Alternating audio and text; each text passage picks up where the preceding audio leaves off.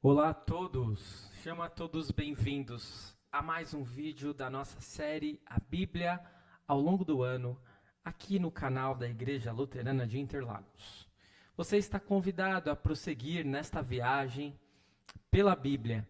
E hoje, com o dia 23 de janeiro, nós temos os capítulos 29 a 32 de Gênesis. Vamos juntos.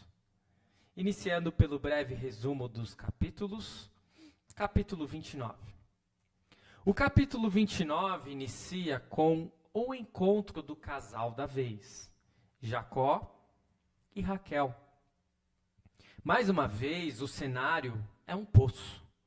De forma semelhante ao encontro entre o servo de Abraão, que negociou o casamento de Isaque, e Rebeca.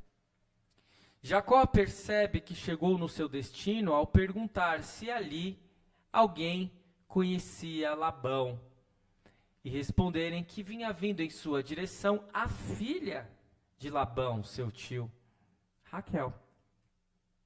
Jacó inicialmente será muito bem recebido por seu tio.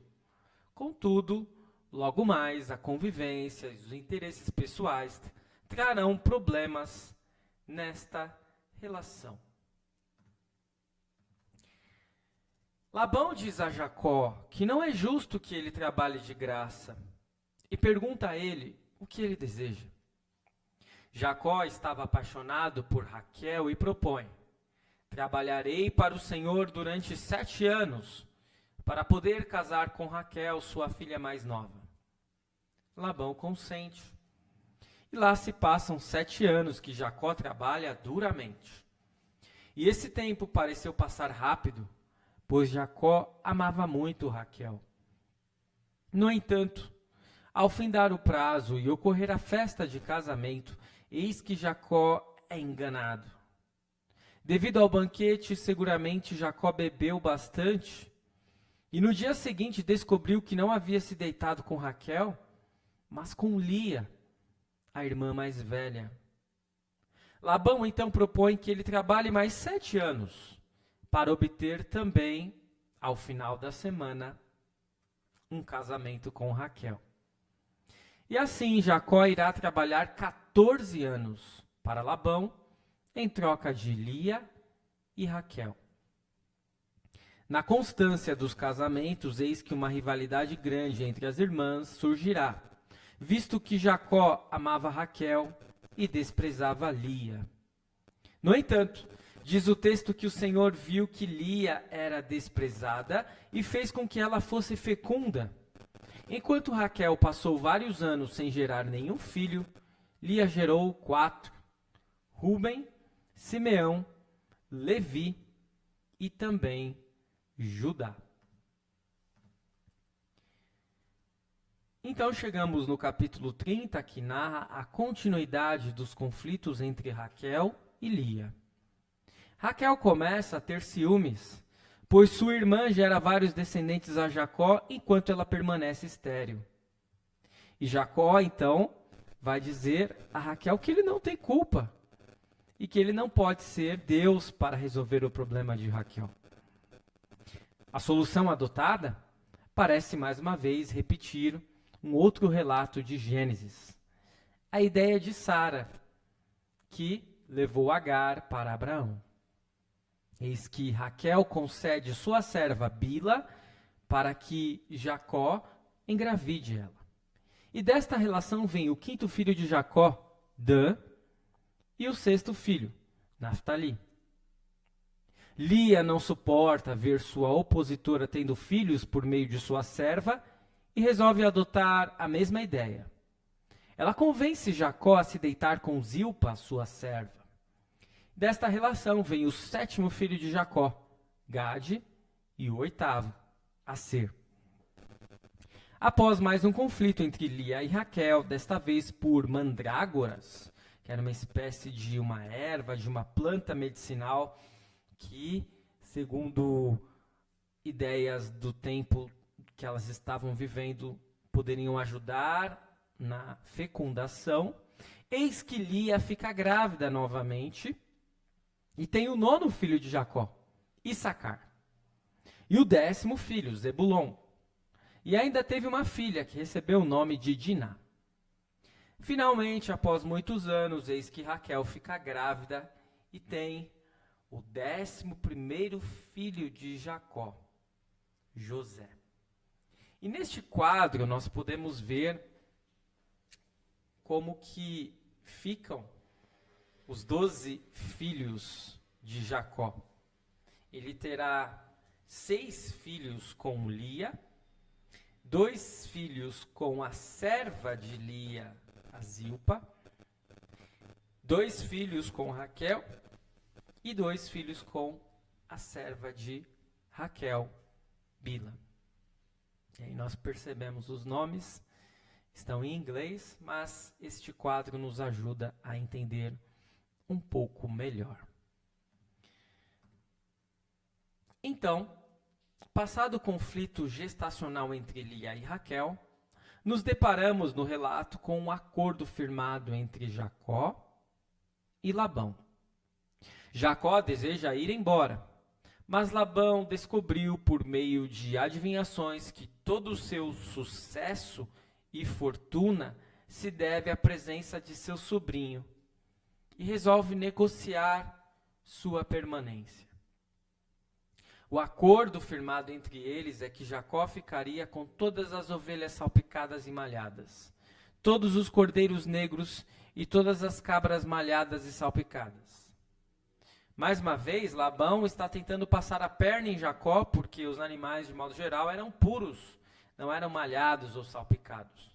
Contudo, Jacó se defende utilizando uma artimanha um tanto quanto heterodoxa. Ele resolve colocar galhos descascados em frente ao rebanho, nos canais de água e nos bebedouros. Como o rebanho acasalava quando bebia água, as ovelhas ficavam prenhes diante dos galhos e davam crias listradas, salpicadas e malhadas. Quando o rebanho era forte, Jacó fazia uso dessa artimanha. Quando era fraco, não o fazia. E como resultado, os animais fortes, capazes de gerar mais, eram de Jacó. Os animais fracos e doentes eram de Labão. Então chegamos em Gênesis 31. O capítulo 31 traz o conflito final entre Jacó e Labão. A convivência entre Jacó e Labão e seus respectivos empregados torna-se insustentável. Por isso, Jacó avisa suas esposas e filhos que planeja ir embora, e todos se programam para fazê-lo, sem avisar a Labão. Raquel rouba os ídolos do lar de seu pai, e eis que a viagem rumo aos montes de Gileade se inicia. Labão reúne seus homens e parte no encalço de Jacó e sua família. Ao alcançar a comitiva de Jacó, Labão repreende a fuga de Jacó e tem apenas uma intenção: recuperar os seus ídolos. Raquel esconde os ídolos embaixo de seu corpo e fica montada na sela de um camelo, dizendo que não pode descer por estar em seu período menstrual. Labão não consegue encontrá-los, e eis que Labão permite Jacó e sua família partirem em paz. Afinal de contas, ele havia tido um sonho, e neste sonho Deus havia dito a Labão para não fazer mal a Jacó e a sua família. No total, Jacó trabalhou por 20 anos para Labão, 14 anos por suas esposas e 6 anos por seu rebanho. Ao viajar de volta, Jacó precisa resolver um conflito pendente de muitos anos: seu irmão Esaú. Para tanto, Jacó elabora uma estratégia e divide sua comitiva. Ele instrui seus empregados a falarem com Esaú de forma humilde e oferecerem presentes a ele, visando uma reconciliação. Então, no final do capítulo 32, temos um dos relatos mais enigmáticos da Bíblia. Jacó luta com Deus em Peniel, que significa vi Deus face a face. Jacó não larga o homem, o anjo ou Deus, e diz que só irá largá-lo quando ele abençoá-lo. E assim ocorre, e Jacó tem seu nome modificado para Israel, que significa ele luta com Deus.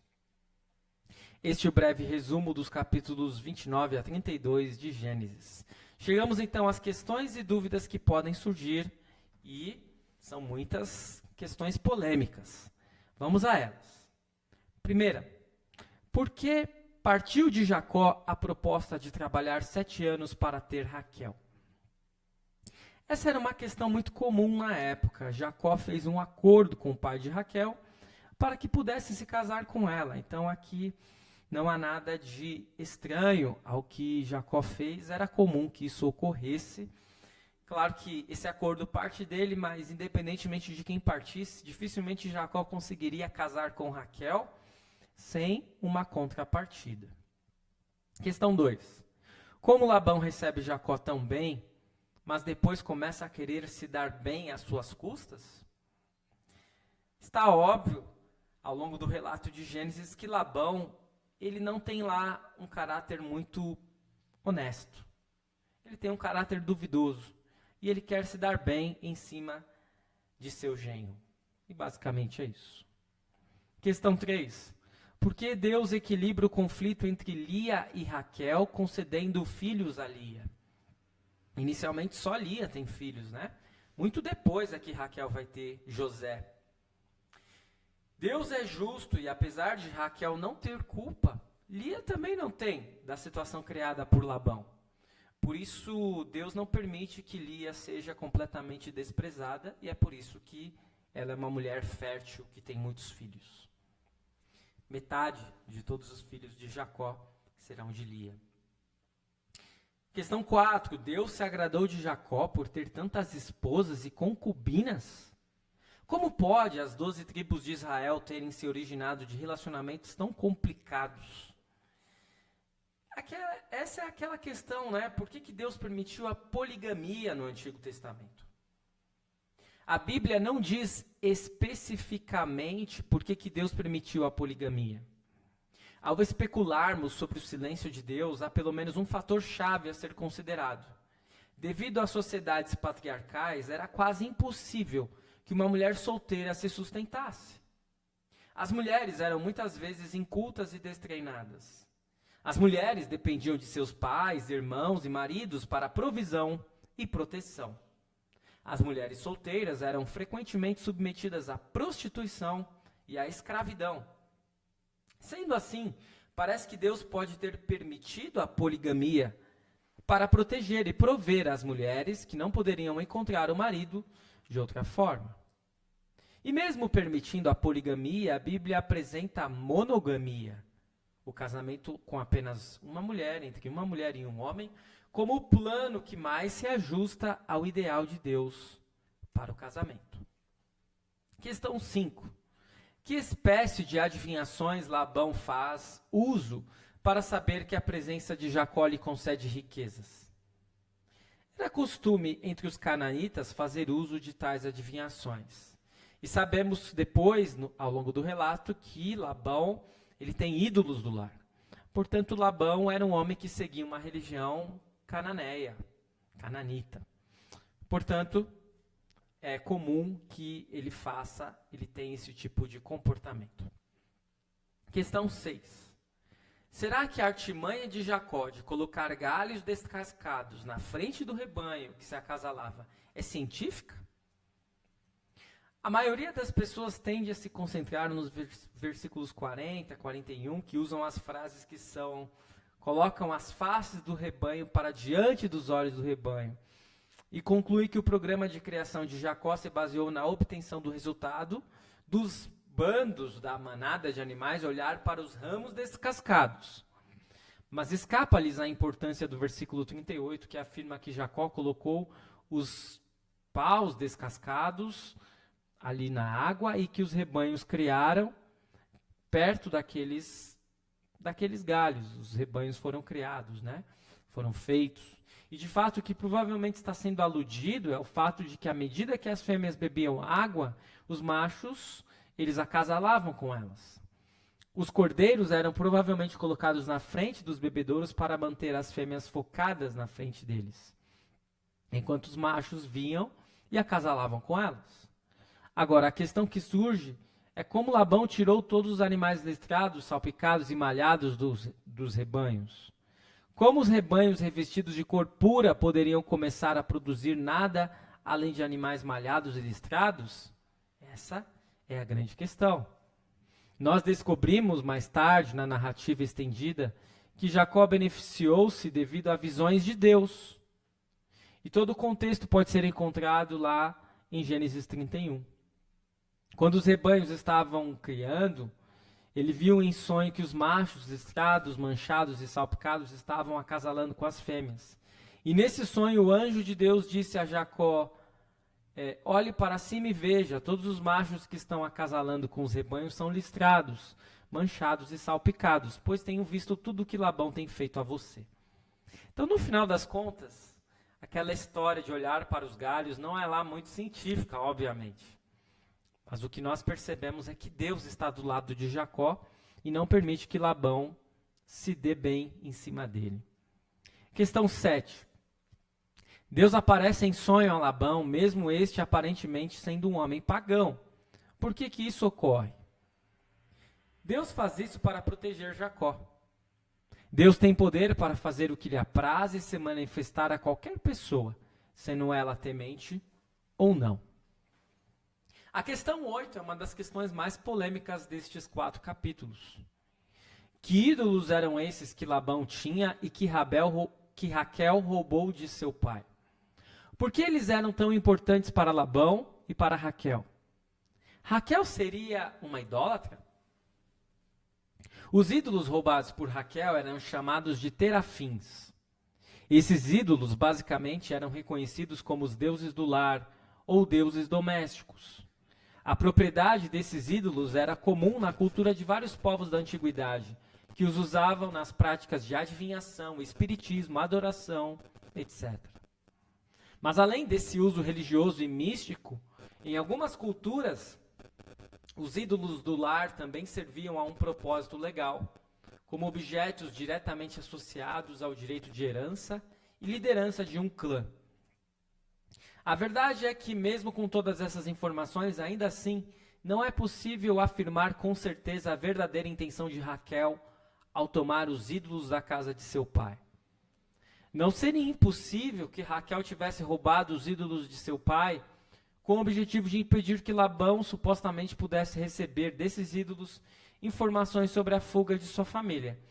Mas, se fosse só isso, também tinha dado errado, né? Porque Labão conseguiu alcançá-los. Talvez a conclusão mais honesta sobre a atitude de Raquel ao tomar os ídolos de Labão é aquela que considera que Raquel era uma mulher que ainda estava tendo a sua fé desenvolvida e o seu caráter aperfeiçoado de acordo com os princípios estabelecidos por Deus para a família da aliança. Portanto, sim, Raquel poderia ainda ser uma mulher idólatra. Jacó, questão 9. Jacó é um homem esperto desde o início de sua vida e por isso ele passa por muitas coisas. O que aprendemos a fazer e a não fazer com ele?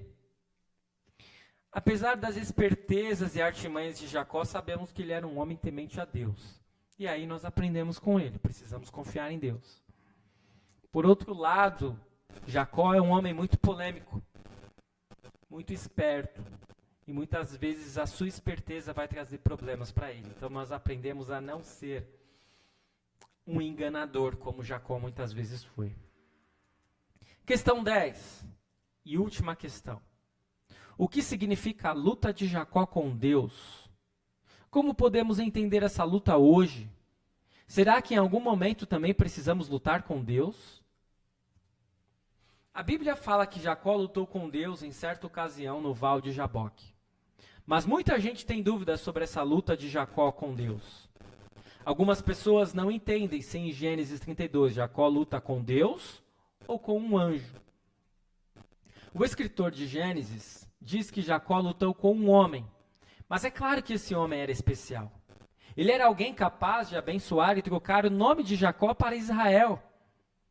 Então existem duas interpretações sobre esse episódio. Uma interpretação diz que Jacó lutou com um anjo enviado por Deus. Então isso significa que aquele homem era um anjo em forma corpórea.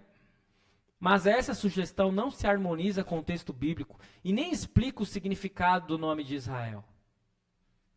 Ao lutar com Deus, portanto, é o que nós preferimos entender, Jacó não prevaleceu por sua força, capacidade ou qualquer habilidade. Jacó lutou com Deus e prevaleceu por sua fraqueza, por sua sinceridade, por sua contrição, quebrantamento e humildade. Será que nós precisamos lutar com Deus hoje? Se não, da forma que Jacó lutou, Lutero vai dizer que em nossas orações precisamos insistir, persistir. Quem sabe até mesmo falar a frase que Jacó usou: não irei te largar enquanto não me abençoar. Não irei cessar de orar enquanto o Senhor não me abençoar. E não, essa não é uma visão de teologia da prosperidade que vai dizer Deus precisa me dar tudo o que eu preciso. É claro que nós devemos colocar sempre a critério da vontade de Deus. Mas a Bíblia, em muitos momentos, vai dizer que nós precisamos persistir e insistir em nossas orações. Por isso, crer, caminhar na fé, orar, é também lutar com Deus. Finalmente, chegamos aos aspectos teológicos. Vocês viram aí que as questões eram bem polêmicas, por isso demoramos um pouco mais no vídeo de hoje. Aspectos teológicos para concluir. Gênesis 29 a 32 traz episódios difíceis de uma vida errante repleta de artimanhas. Jacó é um homem esperto, que passa a perna em seu irmão Esaú, mas que também é enganado por seu tio e sogro Labão. Aprendemos na história de Jacó que você só é esperto até encontrar alguém mais esperto do que você. Por conta das espertezas e artimanhas, Jacó padece e sofre. Vemos também dois conflitos entre irmãos, Lia e Raquel, Jacó e Esaú. No entanto, este último parece reservar um bom desfecho. Veremos na sequência, amanhã, como a história acaba. Talvez possamos nos surpreender com tantos conflitos entre irmãos em Gênesis. No entanto, ainda hoje isso continua ocorrendo. Se raciocinarmos um pouco, logo veremos que todos os conflitos ocorrem entre irmãos. Afinal, todos temos a mesma origem. Se entrar em conflito com qualquer pessoa é um problema em nossa vida, imagine entrar em conflito com irmãos. Nada melhor do que aprendermos a cultivar boas relações, a não passarmos a perna em ninguém e a confiarmos em Deus quando formos enganados, pois Ele sempre irá fazer justiça para nós. Eu espero que este vídeo tenha sido de grande auxílio para a sua caminhada de fé. Continue seguindo o nosso projeto, a Bíblia, ao longo do ano. Curta, comente, compartilhe, ative o sininho de notificações. E até amanhã, quando nós iremos ler mais 4 capítulos do livro de Gênesis. Fique na paz do Senhor.